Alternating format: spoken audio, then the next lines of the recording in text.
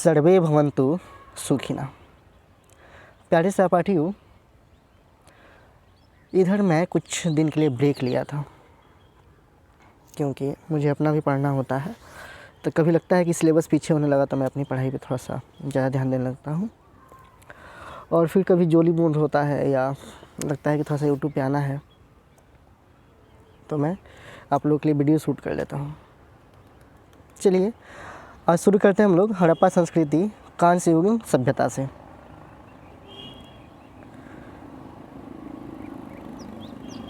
हड़प्पा सभ्यता की बात करें हम लोग तो इंडस वैली सिविलाइजेशन सभी लोग सुन रखे हैं। तो हड़प्पा सभ्यता या सिंधु घाटी सभ्यता के नाम से इसको जाना जाता है क्योंकि इसके प्रथम अवशेष जो है हड़प्पा नामक स्थल से प्राप्त हुए हैं। इसके आरंभिक स्थलों में से अधिकांश सिंधु नदी के किनारे अवस्थित हैं। तो सिंधु नदी आप देखिएगा कि यहाँ से तिब्बत साइड से निकलती है, यहाँ काराकोरम रेंज से होकर के जम्मू कश्मीर होकर के ये पाकिस्तान में प्रवाहित होकर के अरबियन सी में गिर जाती है। इधर से झेलम, चेनाब, सतलज, ब्यास, रावी नदियाँ आकर के इसमें मिलती हैं। सभी इसकी ट्रिब्यूटरी नदियाँ हैं। तो वहीं पे हड़प्पा अवशेष मिले हैं जहाँ पे इसके साइट का लोकेशन है। गॉर्डन चाइल्ड ने सिंधु सभ्यता को भारतीय उपमहाद्वीप में प्रथम नगरीय क्रांति यानी फर्स्ट अर्बन सिविलाइजेशन कहा है। सर्वप्रथम चार्ल्स मैसन ने 1826 ईस्वी में हड़प्पा नामक स्थल पर एक प्राचीन सभ्यता के अवशेष मिलने के कारण जब यहाँ अवशेष मिले तो उसके प्रमाण की पुष्टि उन्होंने की थी। भारत में प्रागैतिहासिक स्थलों को खोजने का कार्य भारतीय पुरातत्व एवं सर्वेक्षण विभाग करता है, यानी ASI करता है। भारतीय पुरातत्व विभाग के जन्मदाता के रूप में हम लोग किसको जानते हैं? अलेक्जेंडर कनिंघम को। और भारतीय पुरातत्व विभाग की स्थापना का श्रेय वायसराय थे इसमें लॉर्ड कर्जन 1900+ में। तो इन्होंने भारतीय पुरातत्व विभाग की स्थापना करवाई थी। 1921 में भारतीय पुरातत्व विभाग के महानिदेशक जॉन मार्शल बने, और ये तब राय बहादुर दयाराम साहनी जो है 1921 में हड़प्पा तथा राखालदास बनर्जी ने 1922 में मोहनजोदाड़ो की खुदाई कराए थे। तो जब जॉन मार्शल यहाँ के विभाग के ASI के महानिदेशक थे तो यहाँ पे राय बहादुर साहनी और राखालदास बनर्जी दोनों का नाम इम्पोर्टेंट है क्योंकि ये लोग इस समय इस साइट को खुदाई करवाते हैं।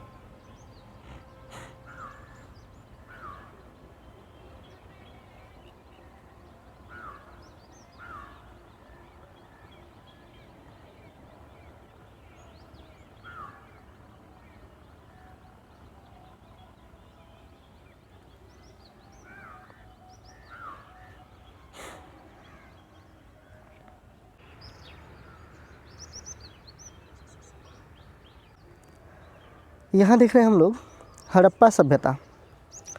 इस सभ्यता का सबसे उपयुक्त नाम हड़प्पा सभ्यता है, और क्योंकि यहीं सबसे पहले हड़प्पा स्थल की खोज की गई थी इसलिए इसका नाम क्या है?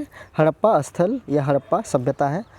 वहीं सिंधु सभ्यता की बात करें हम लोग तो हड़प्पा सभ्यता के प्रारंभिक स्थल सिंधु नदी के आसपास जो अधिक क्षेत्र है वो यहीं केंद्रित है, अतः इसे सिंधु सभ्यता कहा गया है। परंतु बाद में अन्य क्षेत्रों से भी स्थलों की खोज होती है, प्राप्ति होती है, तो इसका सर्वाधिक उपयुक्त नाम यह नहीं रह गया, यानी जो सिंधु सभ्यता है वो इसका उपयुक्त नाम नहीं रह गया।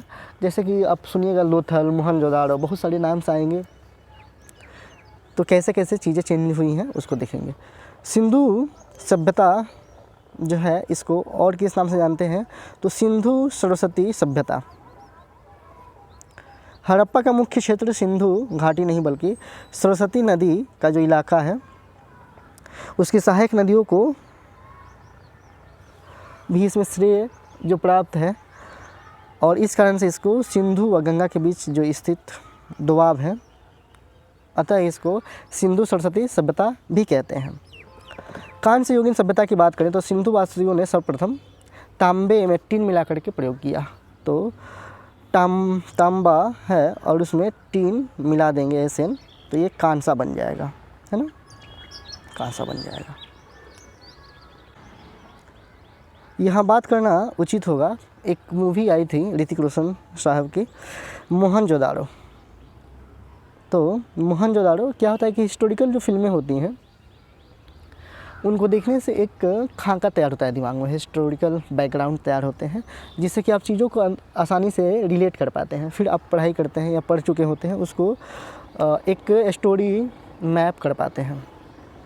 तो मोहनजोदाड़ो या इसको mound of the dead man कहते हैं, जिसमें 12 अगस्त 2016 को ये मूवी जो है रिलीज हुई थी। और इसमें भारतीय रोमांचक प्रेम कथा पर आधारित है, जिसमें इसमें पूजा हेगड़े जी हैं और ऋतिक रोशन साहब हैं। दोनों की प्रेम कहानी दिखाई जाती है। वो किसी दूसरे साइट के होते हैं और जब जाते हैं माल की वो परचेजिंग के लिए, बेचने सेलिंग के लिए, तो ऐसी चीज़ें आती हैं। और वहीं पर रहती हैं पूजा जी, जो उस महाराज की राजकुमारी होती हैं। दोनों में प्रेम पनपता है और फिर आगे बातें बढ़ती हैं। इसका लेखन निर्देशन जो है आशुतोष गोवारिकर साहब किए थे। तो आशुतोष गोवारिकर साहब का नाम बहुत इम्पोर्टेंट है, क्योंकि ये बहुत अच्छे ही फिल्मकार हैं इंडिया के। इन्होंने बहुत अच्छी फिल्में और बहुत अच्छी फिल्में की हैं, जैसे कि सलमान साहब के साथ, आमिर खान साहब के साथ, तो इनकी अच्छी फिल्में हैं। इसकी जो निर्माण करता कंपनी थी वो यूटीवी मोशन पिक्चर्स थी, और सिद्धार्थ राय कपूर तथा आशुतोष गोवारिकर के होम प्रोडक्शन में ये फुल फिल्म बनी थी। इसमें सुनीता गोवारिकर द्वारा भी कंट्रीब्यूट किया गया था। फिल्म में ऋतिक रोशन व पूजा हेगड़े मुख्य भूमिकाओं में अधिकारी किए हैं। मोहनजोदाड़ो की प्रथम सिनेमाई प्रदर्शन जो है प्राचीन सिंधु घाटी सभ्यता को संदर्भित की गई है। इस महान नगर मोहनजोदाड़ो को यूनेस्को द्वारा विश्व धरोहर के रूप में शामिल किया गया, और यह क्षेत्र पाकिस्तान स्थित सिंध जिले के लड़काना में है। कहानी एक साधारण किसान यानी रोशन नाम होता है उसमें कैरेक्टर का, ऐसे इनका नाम ऋतिक रोशन है, कि मोहनजोदाड़ो नगर की ओर यात्रा करने और पुनः नगर की संभ्रांत वर्ग की औरत यानी हेगड़े जो होती हैं से प्रेम को लेकर बुना हुआ है, जिसके परिणाम में वह नगर के अभिजात वर्ग को चुनौती दे डालते हैं और आखिर में उसी नगर के अपहार्य विनाश के विरुद्ध संघर्ष भी करते हुए नजर आते हैं। जब बाढ़ आता है यहाँ पे तो लोगों को बचाते हैं ये। फिल्म का संगीत एवं एल्बम की रचना AR रहमान के संगीत में निर्देशित किया गया है। वहीं इसके जो लेखक हैं, लेखक यानी लिरिक्स राइटर, वो जावेद अख्तर साहब हैं। फिल्म का प्रदर्शन 12 अगस्त 2016 को किया गया था, और फिल्म का आरंभ शर्मन और होजो एवं उनके दोस्तों से होती है। तो शर्मन इसमें होते हैं कौन? ऋतिक रोशन साहब है ना।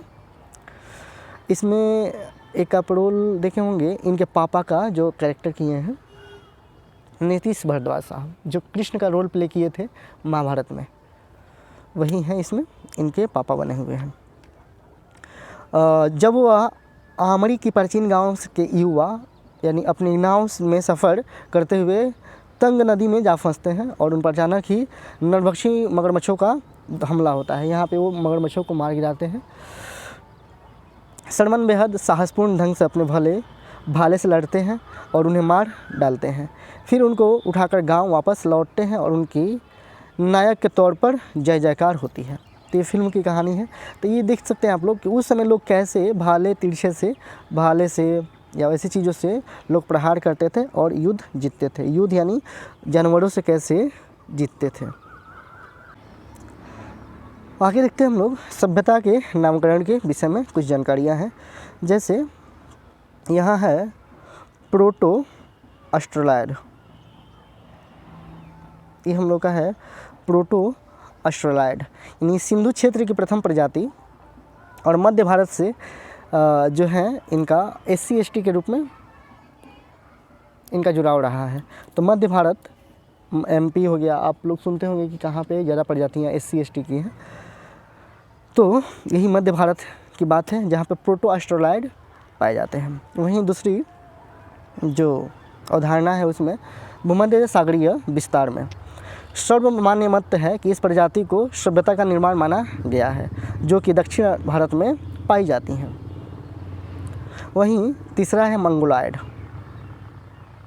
तो मंगोलॉयड में विशेषतः हिमालयी प्रदेशों जैसे भारत म्यांमार सीमांत क्षेत्र और चटगांव पहाड़ी सिक्किम असम क्षेत्र में मंगोलॉयड पाए जाते हैं। इन लोगों की देखिएगा तो नाकों का साइज, नाकों का होल या नाक चिपटे होते हैं या ये सभी बातें होती हैं। ये लोग आते हैं मंगोलॉयड में। आप लोग यहाँ से रिलेट कर सकते हैं कि लोगों में कैसे डिफरेंसेस पाए जाते हैं। जैसे कि आप देखिएगा एस्ट्रॉयड में उनके शरीर की बनावट अलग होगी, उनके ये जो चिपटे जो होते हैं, फेफड़े नहीं होते हैं, या ये ललाट जो होता है चिपटा नहीं होता है, शार्प होता है, जैसे हम लोगों का है। हम लोग का चेहरा देखिए, आप लोग अपना देखिए, हम अपना देखें तो शार्प है ना, थोड़ा सा लगता है कि ये चीज़ अच्छा लगता है ना। वहीं अल्पाइन की बात करें तो विशेषतः सिंधु प्रदेश, गुजरात, महाराष्ट्र, कर्नाटक, तमिलनाडु में पाए जाते हैं अल्पाइन। तो ये सभी प्रजातियां हैं। आगे हम लोग देखते हैं संस्कृति या सभ्यता के बारे में विशेष जानकारी। तो पुरातत्वविद संस्कृति शब्द का प्रयोग पुरातत्वों के एक ऐसे समूह के लिए करते हैं जो एक विशिष्ट शैली के होते हैं, तो उनमें सिमिलरिटी होती है, तो उसके लिए संस्कृति का प्रयोग किया जाता है। सामान्यतया एक साथ एक विशेष भौगोलिक व क्षेत्र तथा कालखंड से संबंध स्थलों पर पाए जाते जो लोग हैं उनको एक संस्कृति का माना जाता है। एक विस्तृत भूक्षेत्र पर जब संस्कृतियों में समानता पाई जाती है तो उसे सभ्यता कहते हैं। जैसे सिंधु सभ्यता, तो एक भूक्षेत्र होगा। जैसे इंडिया का डेफिनेशन जब हम लोग पढ़ते हैं तो कहते हैं कि भारत एक भूक्षेत्र होगा, यानी भारत का एक भूक्षेत्र होगा, स्वयं प्रभु होगा, यहाँ की जनता होगी विशेष क्षेत्र में, तो उसे हम लोग क्या कहते हैं कि एक कंट्री का फॉर्मेशन होगा, एक राज्य का फॉर्मेशन होगा। राज्य का डेफिनेशन जब पढ़ते हैं हम लोग, तो वैसे ही सभ्यता कहाँ होगी, जहाँ एक भूक्षेत्र होगा और वहाँ पे लोगों में सिमिलरिटी होगी, तो उसे हम लोग कहते हैं सभ्यता। अब यहाँ देखते हैं हम लोग कि विभिन्न विद्वानों द्वारा सिंधु सभ्यता का काल निर्धारण कैसे किया गया है। तो 2000 से 1500 ईसा पूर्व का जो कालखंड है, इसे फेयर सर्विस ने इसको माना है कि ये इस समय की घटना है। वहीं 2300 से 1750 ईसा पूर्व DP अग्रवाल ने इसको मान्यता प्राप्त की है कि ऐसे ही बातें इस समय हुई थी। तो सर्वमान्य मत जो है DP अग्रवाल के द्वारा ही है। वहीं 2300 से 1700 ईसा पूर्व तक CJ गैड है, इन्होंने कहा है कि इस समय की घटनाएं हैं ये। वहीं अगर बात करें 2500 से 1500 ईसा पूर्व की, तो मार्टिमर व्हीलर ने ऐसा कहा था कि ये घटनाएं इस समय हुई हैं। 2800 से 2500 ईसा पूर्व अर्नेस्ट मैके कहते हैं। वहीं 2900 से 1900 ईसा पूर्व डेल्स महोदय कहते हैं कि इस समय ये घटनाएं हुई हैं। अब बात करें हम लोग 3250 से 2750 के बीच की, तो जॉन मार्शल का ये काल निर्धारण है। वहीं माधव स्वरूप वत्स की बात करें तो इन्होंने कहा है कि 3500 से 2700 ईसा पूर्व की ये घटनाएं हैं। हड़प्पा के जो 4 भौगोलिक स्थल हैं उनके बारे में बात करें हम लोग, तो पहला है मांडा। मांडा जो है अखनूर ज़िले में चेनाब नदी के दक्षिणी तट पर स्थित है। तो मांडा जिला जाइएगा आप लोग, वहाँ चेनाब नदी का जो साउथ ईस्ट पार्ट है वहाँ पर मांडा है अखनूर ज़िले में। यह विकसित हड़प्पा का सर्वाधिक जो है उत्तरीय स्थल है। तो उत्तरीय स्थल जो है ये है हड़प्पा संस्कृति का। इसका उत्खनन 1982 में जगपत दोषी व मधुबाला ने करवाया था। तो उत्खनन 1982 में होती है जगपत दोषी व मधुबाला जी के द्वारा। हड़प्पा कालीन मृदुभांड तथा मिट्टी के ठिकड़े मिले थे यहाँ पे। ठिकड़ा यहाँ से एक शब्द मुझे याद आ रहा है, जब हम लोग छोटे थे तो पहले अभी भी हम लोग छोटे ही हैं, जब तक बचपना बनी रहेगी हम लोगों में, हम लोग सीखते रहेंगे, है ना। तो कभी अपने आप को इतना बड़ा नहीं बनाना है कि हम लोग ज़मीन से उठ जाएं, है ना, ज़मीन से जुड़े रहना है। तो ठीकरा होता है क्या, जब घर बनता था पहले खपड़ैल वाला घर, है ना, जिस पे वो मिट्टी की लगाई हुई आड़ी तिरछी क्यारियों टाइप की बनी होती थी, और उसको हम लोग बोलते हैं खपड़ैल घर, है ना। खपड़ैल घर जब टूटता है, उसमें से जो नीचे गिरता है उसका टूट करके तो चौपी बनता है ना, ठीकरा। उसको टूटे हुए पार्ट्स को हम लोग ठीकरा कहते हैं। और ठीकरा से लोग चप्पी भी खेलते थे, है ना। बच्चे, लड़कियां ज़्यादातर चप्पी खेलती थी। चप्पी मतलब वो कोठादार होता है और उसमें यहाँ से फेंकना होता है चप्पी को। पिल अगर उसमें पिल गया, जिस कोठा में आ गया, फिर उसमें एक पैर पे जंपिंग करके जाना होता है, कुछ कुछ ऐसा होता है। तो ठीकरा शब्द से कितनी पुरानी यादें ताज़ा हो गई। मांडा में 3 सांस्कृतिक स्तर प्राक सैंधव तथा उत्तर सैंधव मिले हैं। तो मांडा में 3 सांस्कृतिक स्तर जो हैं वो प्राप्त हुए हैं, उनमें से प्राक सैंधव है और उत्तर सैंधव है। इसके बाद देखते हैं हम लोग आलमगीरपुर। आलमगीरपुर मेरठ ज़िले में, मेरठ ज़िला कहाँ है, उत्तर प्रदेश में। तो यहाँ हिंडन नदी है। हिंडन नदी यानी जमुना नदी की सहायक नदी है, यमुनोत्री से निकलती है, यमुनोत्री से यमुना नदी, और हिंडन नदी उसकी सहायक नदी है। और इसी हिंडन नदी के तट पे आलमगीरपुर बसा हुआ है। इस स्थल की खोज 1958 में भारत सेवक समाज संस्था द्वारा की गई थी, और इसका उत्खनन कार्य जो है यज्ञदत्त शर्मा द्वारा किया गया था। यह सिंधु सभ्यता का सर्वाधिक पूर्वी स्थल है। तो ईस्ट में जाएंगे अगर सबसे, तो आलमगीरपुर आएगा उत्तर प्रदेश का। यहाँ से सिंधु सभ्यता के उत्तरकालीन अवशेष मिले हैं। रोटी बेलने की चौकी तथा कटोरे के अनेक टुकड़े भी प्राप्त हुए हैं यहाँ से। दाइमाबाद आता है महाराष्ट्र राज्य में। तो महाराष्ट्र के अहमदनगर जिले में प्रवरा नदी के बाएं किनारे पर स्थित है दाइमाबाद। प्रवरा नदी याद रखेंगे यहाँ पे। सैंधव प्रकार का एक मानव समाधान भी यहाँ से मिला है, जहाँ एक गर्त में युवा पुरुष का शव पाया गया है। इसे उत्तर दक्षिण में लिटाया गया था। गर्त में ईंटों की चिनाई करने के बाद उसे मिट्टी तथा ईंटों से ढक दिया गया है, तथा कब्र के उत्तर की ओर एक पत्थर भी मिला है। यहाँ से तांबे का रथ प्राप्त हुआ है। आप लोग देख सकते हैं कितनी चीज़ें ऐसे परिवर्तित हुई हैं। दाइमाबाद सैंधव सभ्यता का सबसे दक्षिणतम बिंदु है। तो सैंधव सभ्यता का दक्षिणतम बिंदु करें या स्थल करें तो कौन सा हो जाएगा, दाइमाबाद।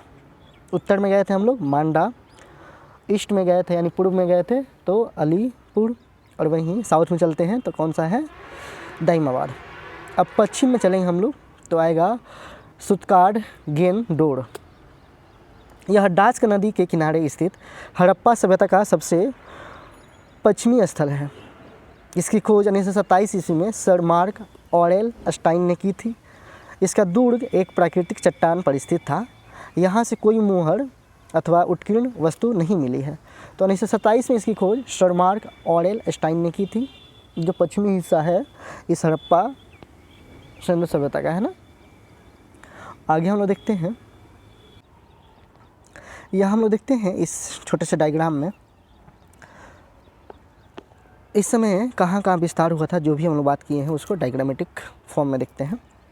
तो यहाँ देखते हैं सबसे ऊपर में क्या है, चेनाब नदी। ये है चेनाब नदी, जम्मू कश्मीर। और यहाँ जम्मू कश्मीर के इस हिस्से में आएंगे पंजाब साइड में, तो मांडू अखनूर जो है आएगा, है ना, अखनूर ज़िला में। वहीं हम लोग साउथ में जाएंगे तो यहाँ पे मैं इसको जूम करता हूँ, फिर आपको चीज़ें क्लियर हो जाएंगी। पहला हिस्सा देख लीजिए, ये है हम लोग का चेनाब नदी के पास जम्मू कश्मीर, मांडा अखनूर ज़िला, है ना। वहीं हम लोग चलते हैं इसके बाद साउथ में, ईस्ट में, तो पूर्वी हिस्से में चलते हैं। ये है पूर्वी हिस्सा, हिंडन नदी, आलमगीरपुर, मेरठ ज़िला, उत्तर प्रदेश में, है ना, ये चीज़ पूरब में। वहीं हम लोग दक्षिण में चलते हैं, तो दक्षिण में आते हैं यहाँ पे ये है दक्षिण साइड। यहाँ पे गोदावरी नदी है। दाइमाबाद जगह का नाम है, अहमदनगर ज़िला, महाराष्ट्र में। यहाँ एक नोट करके दिया गया है, हुलास उत्तर प्रदेश के सहारनपुर ज़िले में है। यहाँ से गेहूं की खेती के एक साक्ष्य मिले हैं। फिर हम चलते हैं पश्चिमी हिस्से बलूचिस्तान में। ये बलूचिस्तान पाकिस्तान का पार्ट है। सुतकोंडा डोर से प्राप्त होता है और डास्क नदी यहाँ पे है। अगर डिफरेंसेस की बात करें, कितना डिस्टेंस है इन साइट्स के बीच में, तो अगर हम लोग नॉर्थ से साउथ जाएंगे तो 1400 किलोमीटर का डिफरेंस है। वहीं अगर हम लोग वेस्ट से ईस्ट जाएंगे तो 1600 किलोमीटर का डिफरेंस है। अब यहाँ बात करते हैं हम लोग सिंधु घाटी सभ्यता कितनी पुरानी है उसके विषय में। तो भारतीय पुरातत्व विभाग और IIT खड़गपुर के वैज्ञानिकों ने सिंधु घाटी सभ्यता की प्राचीनता को लेकर कई नए तथ्यों की जानकारी दी है। उन तथ्यों में पहला बिंदु क्या है, तो वैज्ञानिकों के अनुसार सिंधु घाटी सभ्यता 5500 वर्ष नहीं बल्कि 8000 वर्ष पुरानी है। यह सभ्यता मिस्र और मेसोपोटामिया की सभ्यता से भी पहले अस्तित्व में आ चुकी थी। यानी मिस्र और मेसोपोटामिया की बात करें, जो डजला और फरात नदियों के किनारे विकसित हुई थी। मिस्र जहाँ पे स्वेज नहर है, हम लोगों ने पढ़ा था। काहिरा, मेडिटेरियन सी, भूमध्य सागर जहाँ पे है, और ये यूरोप और अफ्रीका कंटिनेंट के बीच का हिस्सा है। और कौन सा हिस्सा है, पूर्वी हिस्सा है ना। वहाँ पे इन सभ्यताओं का विकास हुआ था। मिस्र की सभ्यता के 7000 ईसा पूर्व से 3000 ईसा पूर्व तक होने के साक्ष्य मिलते हैं, जबकि यहाँ पे कितनी जानकारी मिली है, 8000 ईसा पूर्व की, है ना। तो 1000 ईसा पूर्व ज़्यादा पहले की बात है।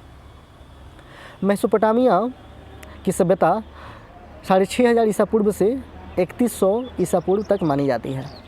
और ये किसके द्वारा मिला है हम लोगों को, तो यहाँ पे आप लोग देखिएगा, आर्कियोलॉजिकल सर्वे ऑफ इंडिया का ये रिपोर्ट है। इसका आर्कियोलॉजिकल सर्वे ऑफ इंडिया का जो है मोटो लाइन, यानी जो थीम लाइन होता है, क्या है, प्रत्न कृत्रिम मपा ब्रिनी। तो प्रत्न कृत्रिम मपा ब्रिनु इसका थीम लाइन है। वैज्ञानिकों ने इसके अलावा और भी जानकारी दी है। तो वैज्ञानिकों ने इसके अलावा हड़प्पा सभ्यता से 1000 वर्ष पूर्व की सभ्यता के भी साक्ष्य ढूंढ निकाले हैं। उनका कहना है कि उन्होंने 3000 वर्ष पहले इस सभ्यता के नष्ट होने के कारणों का पता लगा लिया है। उनके अनुसार मौसम में बदलाव के कारण से यह सभ्यता नष्ट हो गई थी। यानी बाढ़ का जो सीन दिखाया गया था किसमें, मोहनजोदाड़ो में, वो बातें सत्य साबित होती हैं। IIT खड़गपुर की बात करें हम लोग, IIT खड़गपुर की बात करें तो यहाँ के जियोलॉजी और जियोफिजिक्स डिपार्टमेंट के प्रमुख रहे हैं अनिंदय सरकार। और इनके अनुसार वैज्ञानिकों ने सिंधु सभ्यता की प्राचीनतम पॉटरी को खोजा है। उन्होंने ऑप्टिकली स्टिमुलेटेड ल्यूमिनेंस तकनीक के द्वारा, यानी एक्चुअली क्या होता है, ऑप्टिकल जो चीज़ें होती हैं वो स्टिमुलेट की जाती हैं और ल्यूमिनेसेंस टेक्नोलॉजी के द्वारा फिर इसके प्रयोग से इसकी आयु का पता लगाया गया है। तो हम लोग अभी तक कार्बन डेटिंग की बातें पढ़ते आ रहे हैं और ये भी चीज़ें हम लोग को जानना है। जब हम लोग साइंस और टेक का एग्ज़ाम करंट अफेयर में देंगे तो ये सभी इम्पोर्टेंट है हम लोगों के लिए, जिससे पता चलता है कि यह 6000 वर्ष पुरानी है।